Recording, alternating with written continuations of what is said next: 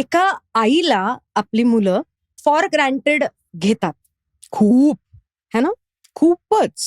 तुम्ही कधी असा विचार केलाय की ते लिमिट कसं ठेवायचं किंवा ती बाउंड्री कशी आखायची? मी ना जरा प्रयत्न करते माझ्या मुलांमध्ये हे, म्हणजे जर मी लिखाण करत असेल फॉर इन्स्टन्स किंवा मला कामावर जायचं असेल वगैरे, तर की माझ्याबद्दल सुद्धा विचार करा, तुम्ही स्वकेंद्रित नका राहू.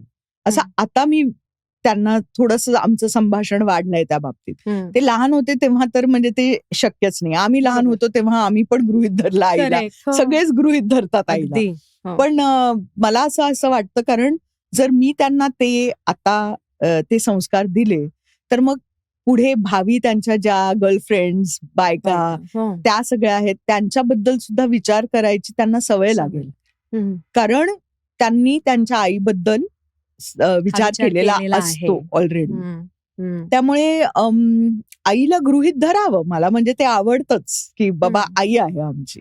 आणि काही झालं तरी दरवाजा उघडल्या पहिलं म्हणजे मम्मा मम्मा मम्मा. अरे हो आहे मी. तर हे जे आहेत ते असतंच आणि ते आवडतं मला.